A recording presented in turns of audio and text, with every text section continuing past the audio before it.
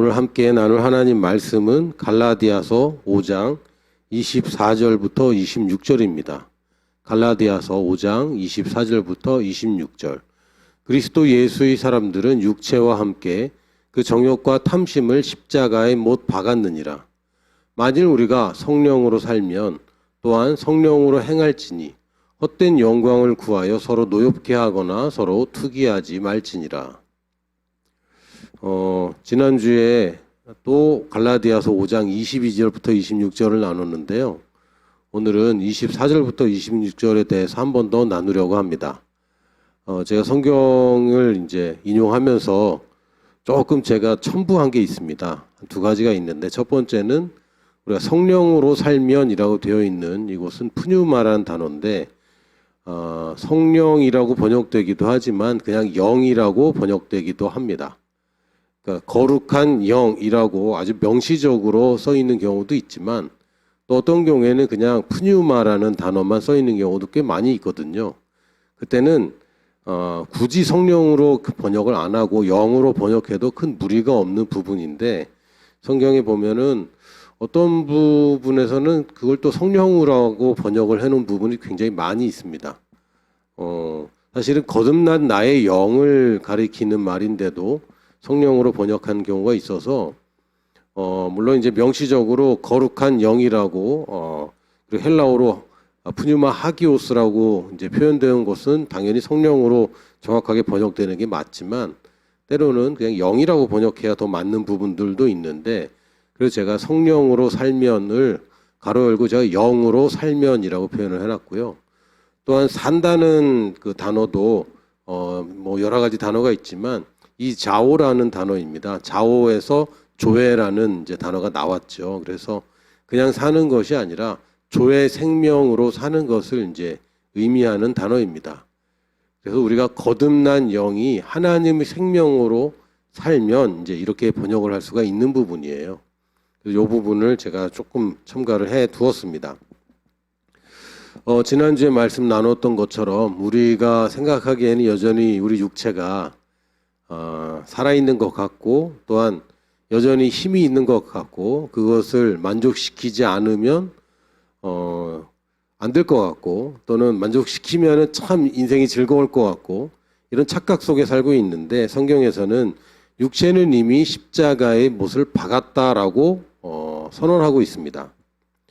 육체는 이미 십자가에 못 박았습니다. 말을 할 수 있고 또 나를 유혹하거나 협박할 수는 있지만 더 이상 어떤 권세도 갖고 있지 않습니다. 또한 육체는 결국 썩는 것입니다. 다음 장 넘겨주세요. 육체의 것은 결국은 썩습니다.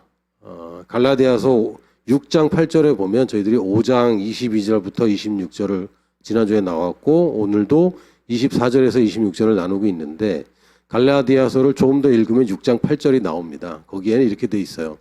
자기 육체를 위하여 심는 자는 육체로부터 썩어질 것을 거두고 성령을 위하여 심는 자는 성령으로부터 영생을 거두리라.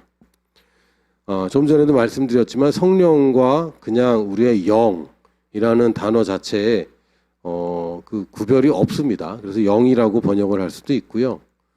또 우리가 육체를 위하여 심는다라고 표현할 때 사실은 육체에 심는다라고 표현하는 것이 좀 더 명확합니다. 육체를 위하여 어디에 심겠습니까? 육체에 심죠.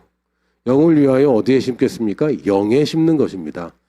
그래서 다시 읽으면 자기의 육체에 심는 자는 육체로부터 썩어질 것을 거두고 영에 심는 자는 영으로부터 영생을 거둔다라고 성경이 쓰여 있습니다. 육체에 심는 모든 것들은 결국은 썩습니다.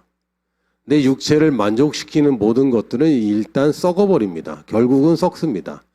지금은 좋은 것 같기도 하고, 또는 영에 심는 것이 지금은 결실이 없는 것처럼 느껴지지만, 결국 육에 심은 것들은 결국 썩어질 것을 거두는 것이고, 영에 심는 것이 영원한 조회를 거두게 됩니다. 생명의 것을 거두게 되는 것이죠. 그 영에 맺히는 9가지 열매, 혹은 이 성경 개역 개정에는 성령의 9가지 열매라고 번역된 이것이 바로 우리가 영생이라고 부르는 것의 결과입니다. 우리에게 새로운 본성이 들어와서 새로운 생명이 자리 잡고 우리 삶에 나타나는 것이 이 9가지 열매로 나타나게 되는 것이지 우리가 9가지 열매를 맺으려고 애쓰는 것은 아니죠. 어떤 나무나 어떤 식물도 열매를 맺으려고 애쓰지 않습니다. 단지 그 본성이 열매로 맺힐 뿐이고 사과나무에 당연히 사과가 열리는 것은 당연히 기대하는 것입니다. 우리가 사과나무가 배를 맺으려고 하면 그것만큼 힘든 것이 없죠. 우리가 예전에는 육체였습니다. 그냥 육신으로 태어나서 육신으로 살다가 육신 안에서 죽어버릴 수밖에 없는 존재였습니다. 그래서 영의 열매를 맺긴 것은 불가능한 거였어요. 우리가 이 육체로 태어난 이 몸은 썩어질 것이기 때문에 영원한 것을 거둘 수는 없습니다. 그러나 예수님께서 우리 대신 십자가라는 대가를 치르셨고 부활하심으로 우리가 이제는 더 이상 육체로부터 태어난 사람이 아니라 영으로 다시 태어난 사람이 됐습니다. 예수님께 속한 사람이 되었어요. 그러므로 이제 우리는 육체에 속한 열매를 기대하는 것이 아니라 영에 열리는 영의 열매를 기대하게 되었고 그것이 9가지 영의 열매입니다. 이것이 우리 영생이라는 것입니다.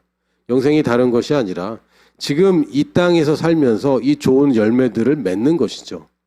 이게 하나님이 우리에게 기대하시는 바이고 또한 우리가 맺어야 하는 열매가 아니라 당연히 성숙하고 성장할 때 자연스럽게 따라오는 결과라고 우리는 볼 수 있습니다. 근데 우리가 육체로 사는 것은 또 다른 얘기입니다. 사람으로 태어나도 사람답게 살지 않는 사람도 존재하는 거예요. 우리가 영으로 사는 것과 영으로 태어나는 것은 별개의 것이 될 수도 있습니다. 사실은 별개의 것이 아닙니다. 그러나 별개의 것이 될 수도 있습니다. 그럼 이것이 어려운 것이냐? 어려운 것은 아닙니다. 방금 말씀드렸지만 사과나무에게 배를 맺으라고 하는 것은 어려운 겁니다. 그러나 사과나무에게 사과를 기대하는 것은 그건 당연한 것입니다. 물론 그냥 사과씨 아무데나 뿌려놓는다고 사과 열매가 아름다운 열매가 맺어지지는 않습니다. 가꿔야 하는 것이고 또 그 생명이 온전히 드러나도록 성장해야 됩니다. 그렇다고 불가능하거나 어려운 것이 아니라 우리가 당연히 해야 할 바를 하면서 사는 것이 바로 영으로 사는 것입니다. 육체로 사는 것과 영으로 사는 것은 차이가 있습니다. 우리가 영으로 태어났으나 다시 태어났으나 여전히 육체 가운데 육체에 심으며 육체의 것을 거두면서만 살 수도 있습니다. 다음 장. 그리고 예수님을 믿고 거듭났음에도 불구하고 우리가 여전히 자기 이론으로 사는 사람들이 있어요. 이런 분들 참 많이 봤습니다. 교회를 다니고 예수님을 믿는다고 하고 또 성경 읽기 표대로 읽기도 하고 하는데 결국에 이분이 어떤 사는 방식이나 또는 중요한 시점에서 내리는 결정들을 보면 하나님의 말씀대로 하는 게 아니라 다 자기 이론대로 하고 그러면서 하나님이 자기가 결정한 것을 축복하기만을 바라는 경우가 있습니다. 이 사람이 얼마나 죄를 안 짓든 상관없이 이것은 육체로 사는 것입니다. 지금 죄를 짓느냐 안 짓느냐, 나쁜 짓을 하느냐 안 하느냐, 유혹에 넘어가느냐 안 넘어가느냐, 이거는 굉장히 부분적인 이야기이고요. 이건 우리 삶의 태도에 관한 이야기입니다. 여전히 내가 내 인생을 내 맘대로 내가 추구하는 대로 나의 방식대로 살면서 하나님은 계시지만 내가 결정하는 모든 것에 하나님 좀 도와주세요라는 방식이 우리 육체로 사는 것입니다. 우리 거듭났는데도 불구하고 영으로 사는 것이 아니라 육체로 사는 것은 내 이론대로 사는 것이고 영으로 사는 것은 다른 얘기로 하면 하나님의 말씀대로 사는 것입니다. 내 이론이 아니라 하나님의 이론대로, 내 방식이 아니라 하나님의 방식대로. 그리고 목적 또한 나의 영광을 위해서 사는 것이 아니라 주님의 영광을 위해서 사는 것입니다. 사람들이 자기 영광을 좋아합니다. 자기가 높아지는 거 싫어하는 사람이 어디 있겠고 자기를 칭찬하는 게 늘어나는데 왜 그게 싫겠어요. 저도 아침마다 유튜브를 올리면서 좋아요 수에 반응하기도 합니다. 늘 반응하지 않습니다. 왜? 몇 개 안 되니까. 그런데 그거 받는 거 좋죠. 댓글 달리는 거 보면 참 좋습니다. 그러나 댓글 수가 늘어나고 좋아요 수가 늘어날 때에 굉장히 조심해야 됩니다. 우리가 직급이 올라가고 사람들이 여러분 말을 귀담아 들을 때 더 조심해야 되는 것은 자칫하다가는 하나님의 일을 한다고 하면서 자기 영광을 구하고 있는 것을 발견하기도 합니다. 이 육체가 십자가에 못 박혀 있지만 여전히 계속 말을 걸고 소리 지르고 달콤하게 유혹하고 있기 때문에 내가 하나님의 말씀을 고수하지 않고 있다가는 어느샌가 또 자기 영광을 위해 살고 있는 그런 위험에 빠질 수도 있습니다. 그러나 내 영광, 나를 위해서 하나님을 이용하는 것은 여전히 육체로 사는 것입니다. 영으로 사는 것은 무엇입니까? 주님의 영광을 위해 사는 것입니다. 별거 아닙니다. 주님의 영광을 위해 살면 그 영광 속에 나의 영광도 들어있어요. 하나님이 이름도 없이 빛도 없이 너는 맨날 그렇게 고생만 하고 아무도 안 알아주는 그런 인생을 살아라 라고 얘기하시지 않습니다. 물론 한시적으로나 어떤 시점에서 그것이 요구될 때도 있습니다. 그러나 하나님 입장에서 내가 좋은 모델이 되고 다른 사람한테 귀감이 된다면 주님은 그걸 이용하셔야죠. 그렇죠? 주님이 다른 사람들에게 영향을 끼치기 위해서 나의 이 좋은 것들을 내보여야 되지 않습니까? 예수님께서도 비유를 하실 때 잔치상에 가면 좀 말석에 가서 앉아라. 그러면 어떻게 한다고요? 주인이 보고 왜 거기 있어? 그러면서 올려준다고 얘기했지. 말석에 앉아라. 그러면 이제 잔치가 끝날 때까지 아무도 너를 못 알아볼 거야 라고 얘기하는 것이 아닙니다. 먼저 그 나라와 의를 구해라. 그러면 이 모든 것을 더하신다고 그랬지. 먼저 그 나라, 오직 그 나라와 의만 구해라. 이 모든 것은 포기해라 라고 얘기하시는 것이 아니에요. 우리에게 뭐가 필요하고 우리가 어떤 것으로 즐거워하고 만족하는지 주님도 다 알고 계십니다. 우선순위가 먼저인 것이고 우리 육체를 무시하고 육체 없이 살아나는 방법은 없어요. 그러나 우선순위를 이야기하는 것입니다. 육체로 산다는 얘기는 육체 안에 누구나 살고 있죠. 그러나 그게 아니라 육체가 우선되는 것이 아닙니다. 나의 영광이 우선되는 것이 아니라 오직 주님의 영광이 우리의 우선순위입니다. 이 우선순위를 정확하게 해야 됩니다. 건강이 우리의 우선순위가 아닙니다. 주님의 영광이 우선순위죠. 그럴 때 건강도 따라옵니다. 그 우선순위가 건강, 치유 이렇게 돼도 곤란하고 주님의 영광만을 구하면서 하나님이 주신 좋은 축복들은 다 우리가 모른 척하는 것도 잘못된 겁니다. 우리는 가장 정확하고 가장 좋은 것을 취하려고 합니다. 뭡니까? 주님의 영광을 구하면 내게 필요한 모든 것들이 아무 의미가 없어지거나 아니면 왜냐하면 착각할 수 있거든요. 나한테 필요하다고. 그게 아니면 내 필요한 것이 채워지는 것이 하나님의 영광을 위해서도 그게 이득이지. 하나님께 영광만 돌리고 나는 힘들게 살고 사람들이 멸시하고 조롱거리로만 사는 것은 하나님의 뜻이 아닙니다. 물론 우리가 주님의 영광을 위해서 살다 보면 사람들에게 무시당하는 일도 생깁니다. 그러나 결국 마지막까지 무시당하는 일은 없어요. 하나님의 인정을 받는 자는 사람들의 인정도 따라오게 되어 있습니다. 물론 핍박도 함께 오죠. 왜? 이게 시기하고 질투하는 사람들이 왜 없겠습니까? 우리 교회에 또는 우리 가정에 또는 우리 사회에 내가 아는 모든 사람들이 오직 영으로만 사는 사람들이라면 그런 일이 없겠지만 우리 성경에서도 보니까 헛된 영광을 구하며 서로 노엽게 하거나 서로 투기하는 시기하고 질투한 일들은 당연히 있습니다.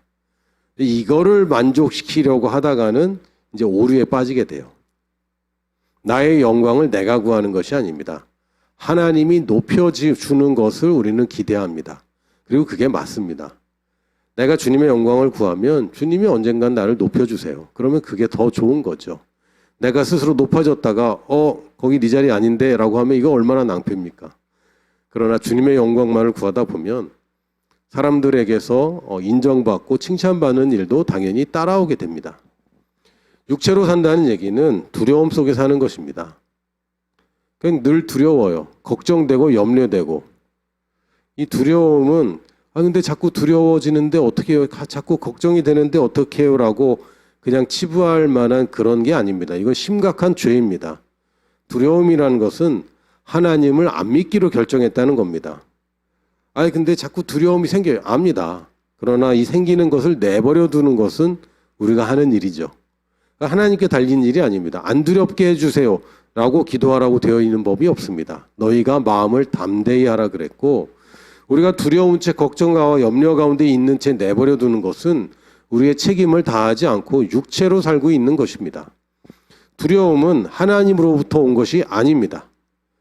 사랑은 두려움을 내어 쫓는다고 성경에 분명하게 명시되어 있고, 하나님은 사랑이시라고 분명히 얘기했습니다. 그러므로 우리가 걱정하고 염려하고 두려워하는 모든 것들은 하나님으로부터 온 것이 아닙니다. 그럼 이게 어디서 온 거죠? 마귀로부터 온 겁니다. 거기에 내 육체가 반응하는 거예요. 이 세상이 거짓말하고 있는 것에 내가 육체로 살기로 결정했기 때문에 육체로 반응하고 있는 것이 두려움입니다. 여러분, 목사님이 지금 제 상황을 몰라서 그러세요. 전 모릅니다. 그리고 제가 알아야 됩니까? 제가 알아야 되는 건 여러분의 상황이 아닙니다. 여러분의 상황을 압도하는 하나님의 말씀을 알아야죠. 문제를 파악하는 것도 필요합니다. 그러나 문제는 파악했는데 답이 없으면 그 문제를 뭐하러 파악하고 있습니까? 어차피 답을 못 낸다면? 아닙니다. 우리는 답이 있는 사람입니다. 하나님의 말씀이 우리의 답입니다.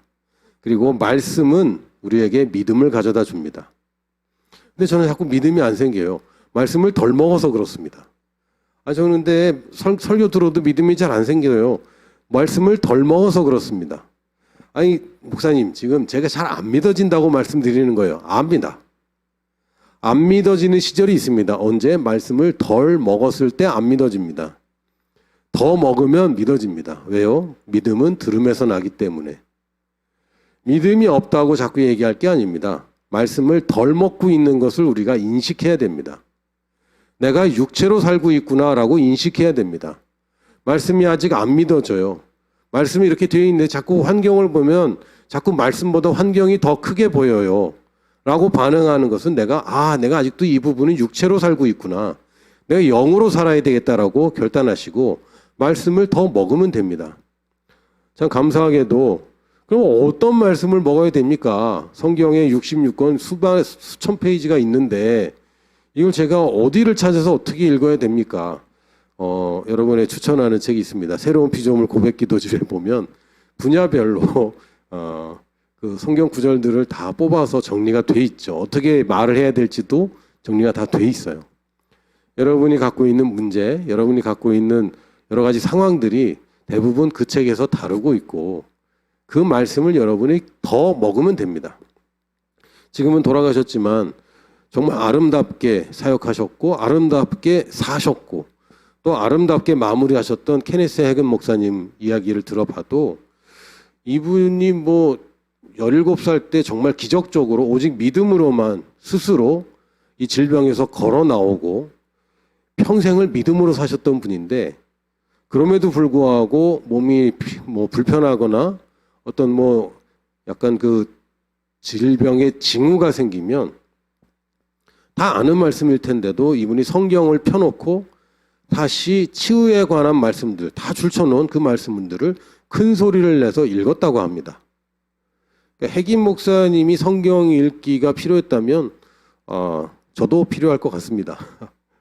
내가 그냥 안다고 생각하지 마시고 그냥 이 말씀은 내가 아는 것이 아니라 믿는 것이 중요한 것이고 물론 알지 못하는데 믿을 수는 없지만 결국은 우리가 믿음까지 가야 되는 것이고 말씀을 믿으면 이 문제는 더 이상 내게 문제가 되지 않습니다. 왜요? 지금 상황보다 더 강력한 말씀이 있기 때문에. 또한 육체로 산다는 것은 남 탓하고 원망하는 겁니다. 여러분 인생을 되돌아볼 때 여러분들 힘들게 했거나 지금의 이런 문제들을 야기시킨 사람들이 분명히 있을 수도 있습니다. 부모님이 될 수도 있고 또는 자녀가 될 수도 있어요.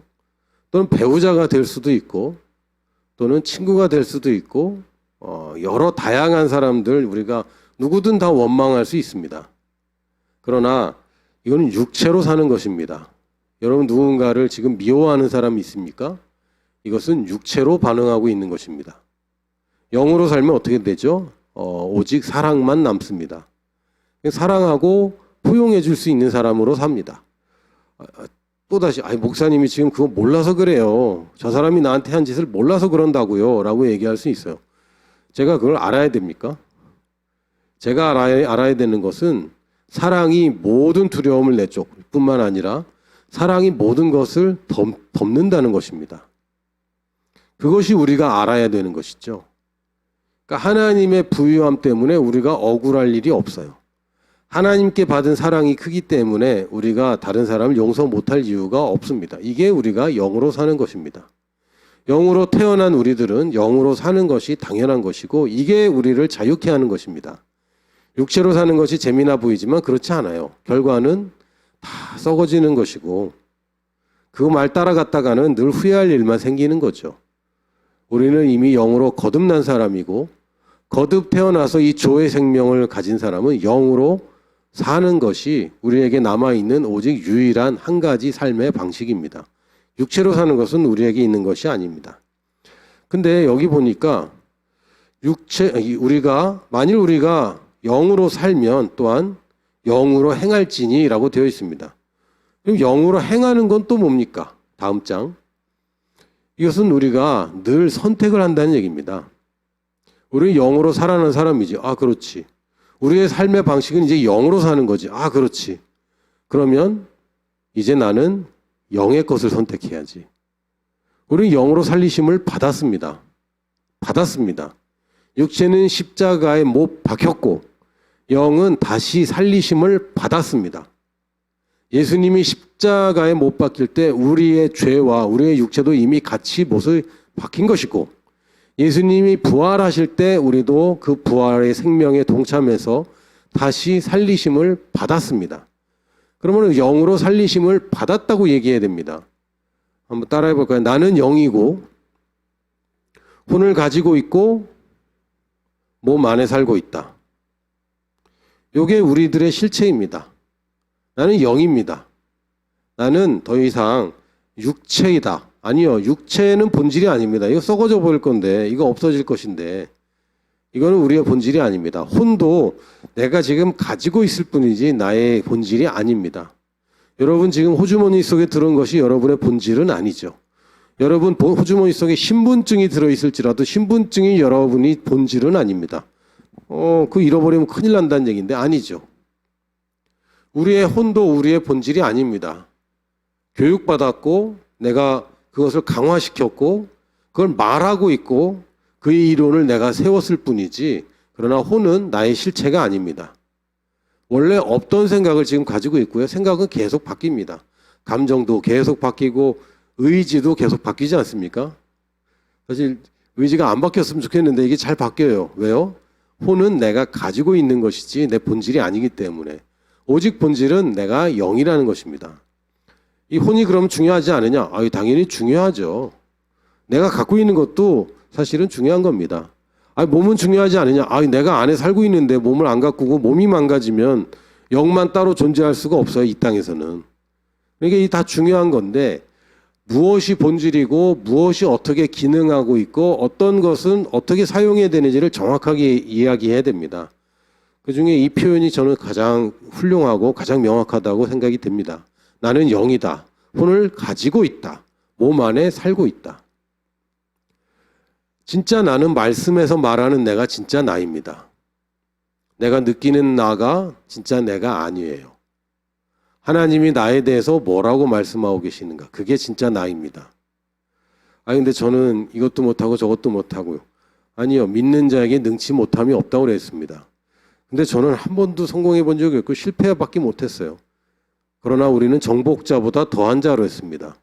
그리고 과거의 실패는 우리의 앞으로의 성공과 전혀 상관이 없습니다.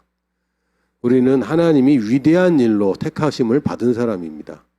하나님이 직접 만들으셨다고 말씀하셨습니다. 내가 손으로 빚었다라고 말씀하셨어요. 작품을 욕하는 건요, 작가를 욕하는 거예요.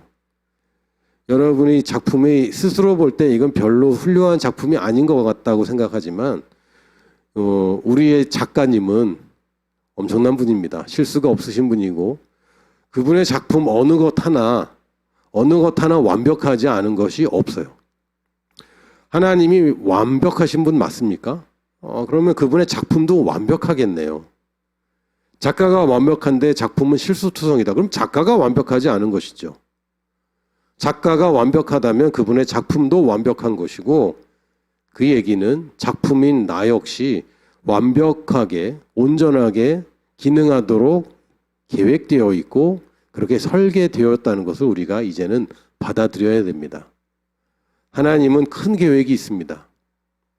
그냥 나 하나의 삶이 아니라 나를 통해 더 많은 사람들이 영향을 받도록 하나님의 계획이 있습니다.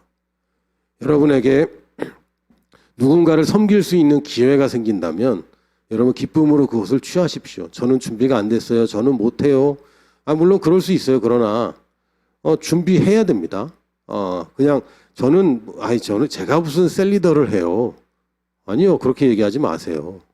그 얘기는 제가 어떻게 20살이 돼요. 왕년에 20살 아니던 사람이 있던가요? 그리고 앞으로 20살 안 될 애들이 있던가요? 이건 다 되는 것입니다. 어른은 누구나 다 되는 것이고 누구나 다 자녀를 낳도록 그것이 일반적으로 상식적인 것입니다. 말씀 안에서 하나님이 내게 계획이 있습니다. 지금의 내가 내 모습을 보면 이게 되겠나 싶을지 모르겠지만 하나님의 말씀에는 된다라고 말씀하십니다. 할렐루야. 하나님의 큰 계획이 있습니다. 그래서 말씀대로 행하기로 선택하는 것입니다. 이 종교는 거꾸로 얘기합니다. 말씀대로 살아야 돼. 말씀대로 살면 하나님이 널 축복하셔. 그러면 네가 온전해져. 아니요, 복음은 다른 얘기입니다.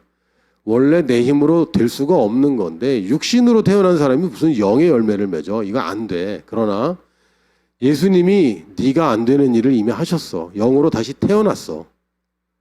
너의 본질이 이미 바뀌었어. 그러니까 우리 본질이 바뀐 사람은 어떻게 살아야 되겠어? 말씀대로 살아야지. 이게 정상적이지. 그러면 좋은 결과가 따라오지. 라고 얘기하는 게 복음적인 사고입니다. 여전히 우리가 이 복음을 우리가 듣고 배웠음에도 불구하고 여전히 종교적이고 율법적으로 계속 반복하는 경우들이 생깁니다. 그래서 바울도 성경 서신서마다 거의 대부분의 서신서에서 율법은 안 된다는데 왜 자꾸 율법으로 돌아가니? 라고 속상해서 이제 얘기를 많이 하죠. 너 영으로 시작했는데 왜 율법으로 마치려고 그래? 이제 이런 얘기를 합니다. 왜요? 육신이 십자가에 못 박혀 있는데 여전히 계속해서 말을 하고 있고 나의 이론이 하나님의 말씀이 세워지기 전에 세워진 이 이론이 하나님의 말씀을 가로막고 있기 때문입니다. 그래서 우리는 내가 영으로 다시 살아났지. 그럼 나는 이제 영이고 혼을 가지고 있고 몸 안에 살고 있지. 진짜 나는 말씀에서 말하는 내가 진짜 나야. 그래서 말씀대로 행하기로 오늘 선택하는 것입니다. 말씀대로 선택해야지 복받아. 아니죠. 받은 복을 제대로 작동되게 하려면 말씀으로 들어가야죠. 말씀대로 살지 않으면 벌받아. 아닙니다. 이미 벌받을 일은 예수님이 나 대신 다 받았고 다 받았기 때문에 더 이상 제가 받을 벌이 남아있지 않아요. 만약에 남아있다면 예수님이 온 인류의 죄를 지지 않았다는 얘기밖에 안 됩니다. 그건 심각한 얘기입니다. 그거는 예수님이 하신 이 인류의 구속 이 사건이 완벽하지 않다는 얘기고 그 얘기는 예수님 실패했다는 얘기입니다. 아닙니다. 내가 받을 형벌이 남아있지 않습니다. 주님이 다 이루셨다고 하셨습니다. 그러므로 나는 이제 변했기 때문에 말씀대로 행하기로 선택하는 것입니다. 말씀대로 살아서 변화돼야 돼? 아닙니다. 변화된 내가 이렇기 때문에 이제는 저렇게 살 필요 없어. 이제는 새 방식으로 살아야 되겠다라고 선택하는 겁니다. 그럼 이게 저절로 되느냐? 그렇지는 않아요. 여기서 이제 사람들이 가만히 있어봐 목사님 뭐 은혜로 된다고 그러고 뭐 된다고 그러는데 이 싸우면 또 싸우라는 얘기는 뭡니까? 다음 장에 보면 선한 싸움이 있습니다. 근데 지는 싸움이 아니라 이기는 싸움이에요. 싸워야 될 것이 있냐? 당연히 있습니다. 숙제를 해야 되냐? 당연히 숙제해야죠. 숙제는 언제 합니까? 학교에 합격하고 나서 하는 겁니다. 숙제를 해야 합격하는 게 아니에요. 학생은 숙제가 있는 겁니다. 공부를 하다 보면 내가 공부해야 될 게 있는 거죠. 근데 숙제를 다 마치면 합격시켜줄게. 이건 아닙니다. 내가 영으로 거듭났기 때문에 난 이렇게 사는데 여전히 육체가 십자가에 못 박혔다고는 성경에 선언했지만 여전히 내 머릿속에서는 아닌 것 같은데 라고 육체 편을 많이 들어주고 있는 거예요. 그래서 싸움이 있습니다. 이건 능력의 싸움이 아닙니다. 이것은 진리로 싸우는 것입니다. 이것은 어떤 세력과 내 육체가 여전히 살아있어서 아닙니다. 육체는 못 박혔다고 되어 있잖아요. 육체는 아무 권한이 없습니다. 여러분의 정욕과 탐심은 여러분에게 아무 영향을 행사하지 못합니다. 여러분 탐심과 싸우는 게 아닙니다. 탐심이 말하는 거짓말과 싸우는 거예요. 여러분 정욕과 욕심과 싸우는 게 아닙니다. 욕심이 얘기하는 거짓말과 싸우는 것입니다. 두려움과 싸우는 것이 아닙니다. 두려움이 얘기하고 있는 거짓말과 싸우는 것입니다. 이들은 실체가 없고 그들의 실체는 우리에게 아무 의미가 없어요. 어둠이라는 것이 실체가 있습니까? 없습니다. 빛이 없는 게 어둠이죠. 그래서 빛이 딱 있으면 어둠은 아무 맥을 추지 못합니다. 거짓말이라는 것 자체도 힘이 없습니다. 언제? 진실이 밝혀지면 지금까지 말했던 거짓말들은 아주 도망갈 수밖에 없어요. 얼마나 부끄러운 일이 됩니까? 드러나면 이건 아무것도 아닙니다. 이것은 우리가 진리로 싸우는 것입니다. 거짓말과 싸우는 거예요. 여전히 육체는 거짓말을 계속합니다. 이거 해야지 네가 만족해. 이거 해야 즐거워. 이거 가지면 좋아. 이거 안 가지면 큰일 나. 별의별 얘기를 다 하죠. 그러나 이것은 거짓말인 것이고 그래서 우리가 하나님의 말씀 자꾸 얘기하는 것입니다. 이 싸움이 어디서 벌어지느냐? 사실은 육체에서 벌어지는 건 아니에요. 혼에서 벌어집니다. 여전히 내가 거듭났지만 혼은 옛날 갖고 있던 거 그대로 갖고 있거든요. 내가 육체로 살 때에도 혼을 가지고 있었는데 이제 주인이 바뀌었어요. 그런데도 여전히 내 주머니 속에는 똑같은 혼을 가지고 있는 겁니다. 내가 초등학교 시절에 배웠던 것이 있는데 내가 중학교, 고등학교, 대학교에 입학했는데 여전히 초등학교 교과서를 읽고 있다면 그 이상한 얘기 아닙니까? 우리가 영으로 거듭난 것이 맞다면 이제 혼에 있는 수많은 이론들, 지식들 이제 바꿔야 됩니다. 사도 바울도 이 모든 것을 내가 배설물로 여긴다고 되어 있어요. 이거 되게 하찮다. 옛날에 저거 되게 중요한 줄 알았는데 이거 아무것도 아니었어. 라고 얘기하는 거죠. 이 거짓말과의 싸움은 혼과의 싸움이 혼에서 벌어지는 싸움입니다.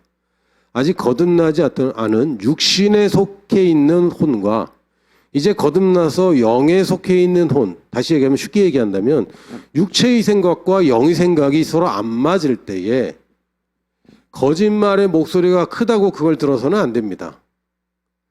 그럴듯하다고 거짓말을 들어서는 안 됩니다. 아주 명확합니다. 말씀이 말하고 있는 것은 무조건 참입니다. 아버지의 말씀은 틀릴 수 없어요. 이건 무조건 참입니다. 그러나 말씀과 다른 내 생각은 늘 틀릴 수 있어요. 틀리기 전까지 주장할 뿐이죠. 그러나 틀리고 나면 더 이상 주장하면 안 되는데 틀리고 나서도 그걸 그렇게 변명을 하고 주장을 합니다. 자기 안 틀렸다고. 여러분 그런 사람과 가까이 하면 되게 힘들죠. 자기가 틀렸으면 틀렸다. 내가 잘못했으면 잘못했다. 사람에게 피해를 끼쳤으면 미안하다. 이래야 정상적인 겁니다. 그런데 여전히 혼에서 거짓말을 계속합니다. 이 육체는 뻔뻔해요. 이 부끄러운 줄 몰라요. 그래서 계속 거짓말을 합니다. 이 혼에서 벌어지는 이 싸움에 우리는 강력한 무기를 가지고 있습니다. 어둠과의 싸움에서 강력한 무기는 빛입니다. 그렇죠. 빛입니다. 하나님의 말씀이 나의 무기입니다. 그래서 에베소서 6장 17절에서 성령의 검, 곧 하나님의 말씀이라고 얘기합니다. 이 성령의 검이라고 되는데 사실은 영의 검이라고 해도 마찬가지입니다. 결국 내가 무기 없는 자들과 싸우는데 나는 검을 가지고 있는 거죠. 여러분도 잘 아시겠지만 로마가 전 세계를 그 당시 로마가 미칠 수 있는 영향력을 최대한 미쳐서 거의 전 세계를 정복했는데 그 배경에는 뭐가 있습니까? 철기 문화가 있습니다. 여전히 다른 나라는 청동기 문화였어요. 그러나 철기 문화를 먼저 습득한 로마가 철로 된 칼과 이 철로 이제 뒤집어 쓴 방패를 가지고 철로 만든 전차를 타고 다른 나라를 침공할 때 청동기 검을 가졌던 이들이 이길 수가 없는 거예요. 여러분 뭐 이 격투 세계나 무술하는 사람들한테 철칙이 있습니다. 칼 들고 있는 사람이 있으면 딱 한 가지만 해야 됩니다. 도망가는 거예요. 아무리 싸움 잘해도 칼 들고 있는 사람이 이기는 건 보통 어려운 게 아닙니다. 근데 우리에게 하나님이 검을 주셨어요. 우리 육체는 검을 갖고 있지 않습니다.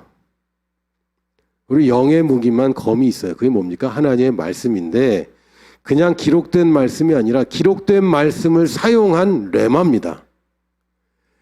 기록되어 있는 말씀을 모르면 레마도 없죠. 그러나 그냥 아는 것만 있는 것이 아니라 하나님이 내게 지금 하시는 말씀으로 받아들인 이 말씀, 내 인생의 진리가 되는 이 말씀, 어둠 가운데 빛이 되는 이 말씀, 이것이 바로 나의 무기입니다. 그래서 좀 전에도 말씀드렸지만 안 믿어진다고 지금 내버려 둘 일이 아니에요. 믿어내야죠. 표현이 좀 이상한데 억지로라도 믿어야죠. 결국은 믿어야죠. 왜요? 이게 우리 인생의 성공의 비결이기도 한데 우리가 영으로 태어난 사람이 하나님 말씀을 휘두르지 못한다면 이게 뭐 세상 사람과 뭐가 다르겠습니까? 지금 왜 기독교인들이 이렇게 욕을 먹습니까? 말씀을 휘두르지 않아서 그렇습니다. 이 어마어마한 이 비대칭 전력이에요. 완전 이 검 가지면은 적은 맥을 못 춥니다. 근데 검을 들고도 지고 있다면 뭐가 문제겠습니까? 내가 지금 검을 사용하지 않고 있구나. 검을 사용해야 되겠구나. 말씀은 어떻게 사용합니까? 말은 어떻게 사용하죠? 말하죠. 네, 그렇습니다. 하나님의 말씀 어떻게 사용합니까? 말해서 사용하는 것입니다. 하나님의 말씀이라는 검을 어떻게 휘두릅니까? 말해서 우리는 휘두릅니다. 하나님의 말씀을 여러분 입에 두십시오. 여러분 혼자 있을 때 하나님 말씀을 말하시고 사람들 앞에서도 하나님 말씀을 말하고 당당하게 여러분 하나님의 말씀을 휘두르십시오. 이것이 내가 영으로 행하는 것입니다. 우리는 영으로 살아났습니다. 우리는 영으로 사는 사람들입니다. 그러므로 나는 오늘도 영으로 행합니다. 그래서 영에 속해 있는 강력한 무기인 말씀을 휘두릅니다. 말씀을 휘두르면 여러분 앞에 있는 어떤 적도 맥을 못 춥니다. 할렐루야. 우리는 이기는 싸움을 싸우는 자들입니다. 지는 싸움, 어렵고 힘들고 질지도 모르는 싸움을 하나님이 우리에게 허락하신 것이 아니고 우리에게는 이 검을 들고 있는 우리에게는 어떤 적수도 없습니다. 저항할 수 있어요. 그러나 거짓말로 저항할 뿐이죠. 우리는 이기는 자이고 이기는 팀에 속해 있습니다. 할렐루야. 우리 이기는 싸움 여러분 끈질기게 검을 휘두르시기 바랍니다.